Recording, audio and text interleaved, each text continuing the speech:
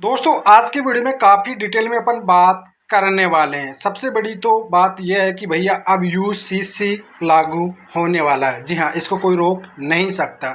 अलग अलग रिलीजन है, अलग अलग कानून बने हुए हैं, ठीक है।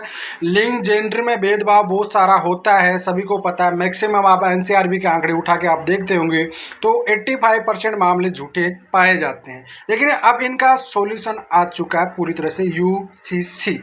जी हाँ, नया कानून जो कि बहुत जल्द 2023 के अंदर अंदर पारित हो जाएगा। ये बात आप आपके माइंड में सेटअप कर लेना।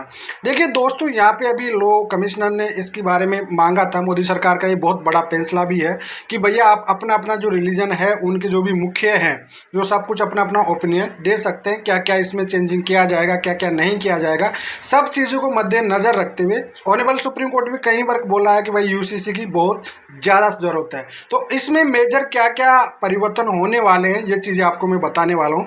Maximum to maximum point ground आपको बताने वाला हूँ। इस वजह से वीडियो आपके लिए काफ़ी महत्वपूर्ण होने वाला है और इस वीडियो को पूरा एंड तक जरूर देख लेना। तो चलिए दोस्तों, नो टाइम पास, नो बकवास, सीधा करते हैं काम की बात। मैं हूँ हंस। सेकंड बात दोस्तों, कमेंट में नंबर ना छोड़े। अगर आप मुझसे ही बात करना चाहते हो, डिस्क्रिप्शन पूरी डिटेल होती है, अपॉइंटमेंट बुक करके आप बात कर सकते हैं।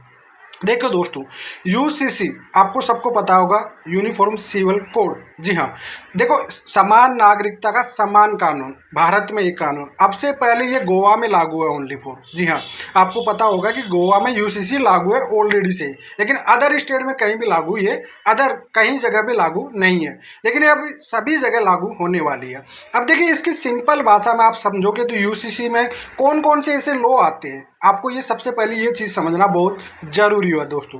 देखिए, इसमें क्या होता है कि रिलीजन वाइज जितने भी कानून बने हुए हैं, ठीक है, हिंदू मैरिज एक्ट बना हुआ आपको देख लीजिए, डाइवोर्स का केस बना हुआ है, ठीक है, मेंटेनेंस का केस बना हुआ है, ठीक है, आपका मैरिज का एक्ट बना हुआ है, प्रॉपर्टी से रिलेटेड आ रखा है, एडॉप्ट का मामला आता है। ये सब चीज़ों को देखते हुए यूसीसी के अंदर में, ये दायरे में सब चीज़ें आती है। जी हाँ, तो अब इनका है ना सेम इक्वलिटी करने वाले, समानता के आधार पर हर भारतीय नागरिक के लिए समान कानून होने वाला है यूसीसी के अंदर में, दायरे में। ये चीज़ें आपको सिंपल भाषा में समझ लेना चाहिए।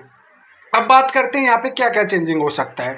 सिंपल भाषा में मैं एक चीज़ आपको बता देता हूँ दोस्तों कि भैया सबसे पहले जो सेंट्रल लॉ बने हुए सभी, ठीक है, हिंदू मैरिज एक्ट बाकी बना हुआ है, मुस्लिम मैरिज भी बना हुआ है, पारसी भी बना हुआ है, जैन भी बना है, सभी के लिए जितने भी रिलीजन के बने हुए आपको सबको पता है, ये सब सेंट्रल लॉ बने हुए, ठीक है। अब ये भी जाके संसद में खत्म होने वाला है। पहले इनको खत्म किया जाएगा, उसके बाद में लॉ लाया जाएगा। ये बात आप अच्छे से समझ लेना। जी हाँ, यहाँ पे आर्टिकल आपको पता है 25, 27 में अपने रिलीजन की, भाई आपके रिलीजन में कोई छेड़ाछाड़ी नहीं की जाएगी। तो इसमें इसी वजह कमेटी गठित की गई है और ओपिनियन सबका लिया जा रहा है। ये बात आप अच्छे से समझ लेना। इस वजह से इस कानून में चेंजिंग करने से पहले आपको पता है कि ये तुरंत अभी लागू नहीं होने वाला। अभी तो 1 महीने तक लोगों के ओपिनियन लिया जा रहा है, लेकिन इसमें मेजर जो फैक्ट देखे जा रहे हैं, कौन कौन से आ सकते हैं, उसके बारे में आपको पूरी डिटेल में बता रहा हूँ।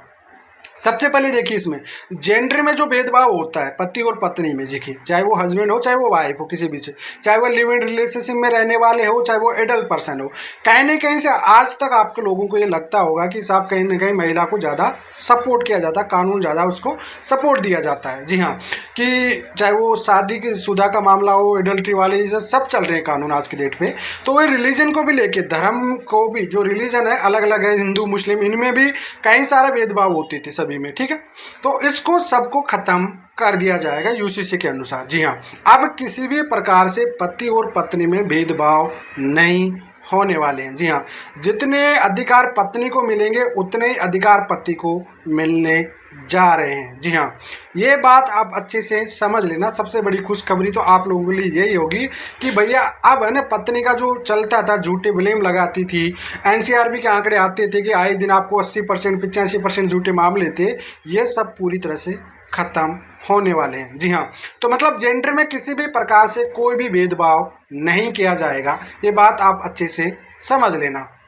दूसरा परिवर्तन इसमें रिलीजन वाइज। जी हाँ, ये तो आपको सिंपल को पता है कि रिलीजन वाइज धर्मों से लेकर जितने भी अलग अलग धर्मों के कानून थे, इनको पूरी तरह से खत्म कर दिया जाएगा। जी हाँ, अब ये सेकंड वाला ग्राउंड आपको पता है कि हिंदू मुस्लिम में 4 शादियाँ, हिंदू में 1 शादी, बिना तलाक के दूसरी शादी नहीं हो सकती। अब ये कुछ भी नहीं होने वाला। जो भी कानून बन रहा है, जो भी ड्राफ्टिंग हो रही है, वो सभी के लिए इक्वलिटी होने वाली है, मतलब समानता के आधार पे होने वाली है। तीसरा जो चेंजिंग आता है डाइवोर्स को लेके दोस्तों, आपको बार बार ये देखा जाता है आपका, तो डाइवोर्स में भी अब ऐसा नहीं है कि साहब पत्नी तलाक नहीं देना चाह रही तो पति को तलाक नहीं मिलेगा, पति तलाक नहीं देना चाह रहा। अगर एक्चुअल में ऐसा है कि वाकई दोनों के रिश्ते में ग्राउंड एक पार्टीज के साथ में, तो उसके आधार पर डाइवोर्स दे दिया जाएगा, ऐसा नहीं होगा।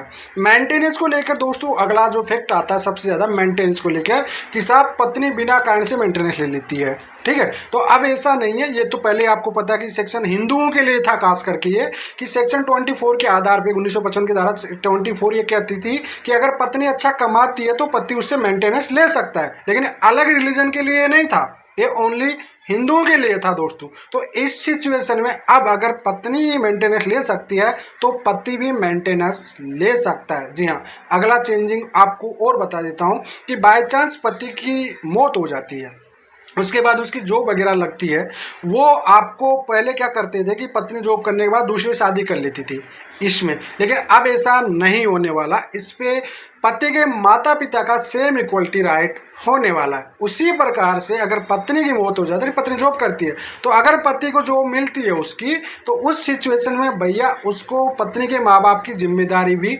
उठानी पड़ेगी। जी हाँ, मतलब कुल मिलाकर ये समझ लो कि भैया अगर पति की जॉब लेना चाहती है पत्नी एक्सपायर होने के बाद, तो वह पति के माता पिता का पूरा ध्यान रखेगी और जो भी मुआवजा मिलेगा उसको डिवाइड जरूर करेगी। जी हाँ, तो ये बात समझ लेना। उसी प्रकार से पत्नी का भी यही चक्कर, जो भी इस चेंजिंग है इसको भी पूरी तरह से हो जाएगा। प्रॉपर्टी से लेके एक डिस्प्यूट सबसे बड़ा रहता है दोस्तों कि प्रॉपर्टी में क्या अधिकार है क्या नहीं है। आज की डेट में कोई प्रॉपर्टी महिला के अधिकार नहीं है। ये एक फैक्ट आ सकता है कि अब महिला को कहीं न कहीं से प्रॉपर्टी में अधिकार दिया जा सकता है। जी हाँ, कई बार क्या होता है कि दोस्तों हाउस वाइफ होती है 10 साल 15 साल 20 साल के बाद में पति लोग क्या करते हैं, किसी न किसी के साथ एडल्ट्री में चले जाते हैं, या कोई पत्नी भी ऐसी होती है, तो उस कंडीशन में कोई ना कोई क्राइटेरिया एरिया यहाँ पे जरूर बनने वाला है और पत्नी को यहाँ पे कहीं न कहीं से प्रॉपर्टी से रिलेटेड इस पे अधिकार दिया जा सकता है। जी हाँ, ये बात आप समझ लेना कि अब तक तो पत्नी का रहने का अधिकार था, लेकिन अब आगे चलकर अगर यूसीसी में किया जाता है बदलाव, तो भैया प्रॉपर्टी में कहीं न कहीं पत्नी का अधिकार हो भी सकता है, नहीं भी हो सकता है। जी हाँ, आगे चलकर टाइम लिमिटेशन जरूर बनेगी अब। जी हाँ, जगह अदर केसेस में बनी है, उसी प्रकार अब टाइम लिमिटेशन इन केसों में जरूर बनने वाली है। आपको पता है कि जब डोरी का केस है, दहेज का केस है, वो चलता है भाई 3 साल का पनिशमेंट है, उसमें चलता 20 साल तक है, कोई मतलब नहीं।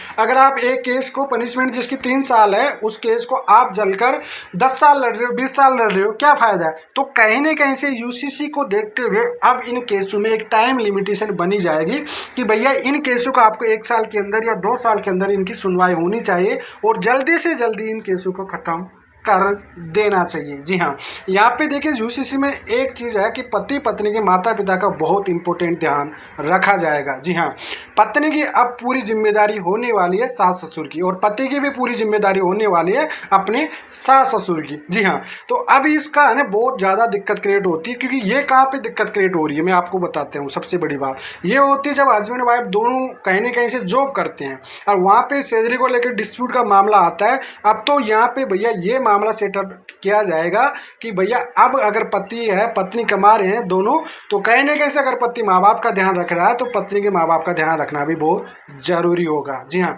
तो कुछ इस तरह से जो फैमिलीज के डिस्प्यूट के मामले हैं, ये चीज़ों में चेंजिंग आने वाला है। मेंटेनेंस का केस जो होता है जिसमें कि विदाउट ग्राउंड के प्रूफ हुए बिना मेंटेनेंस लेने लग जाती है, ठीक है, बिना पत्नी बिना कारण से रहती दूर रहती है, तो उस कंडीशन में भैया इनका क्या होता है कि भाई ये मेंटेनेंस इंट्री मेंटेनेंस स्टार्ट हो जाता है। अब ये जो इंट्रीम वाली मेंटेनेंस की पॉलिसी है पूरी तरह से अब खत्म होने वाली है। जी हाँ, अब तो भैया प्रूफ जो एलिगेशन लगा रहे हैं इनको साबित कर दो, उसके बाद आप आसानी से मेंटेनेंस ले सकते हो। जी हाँ, तो कुल मिलाकर ये जेंडर का भेदभाव नहीं होगा, धर्म का भेदभाव नहीं होगा, एक पक्ष से किसी प्रकार से कि महिला को ज़्यादा सपोर्ट दिया जा रहा है, ऐसा कोई भेदभाव नहीं किया जाएगा। संपत्ति को लेकर आपको पता कि ST SC की संपत्तियाँ थी, प्रॉपर्टी थी, उसको ST SC वाली खरीद सकते थे, लेकिन अब ऐसा नहीं है, कोई भी खरीद सकता है। इसमें ये UCC के अकॉर्डिंग इसमें चेंजिंग किया जाएगा।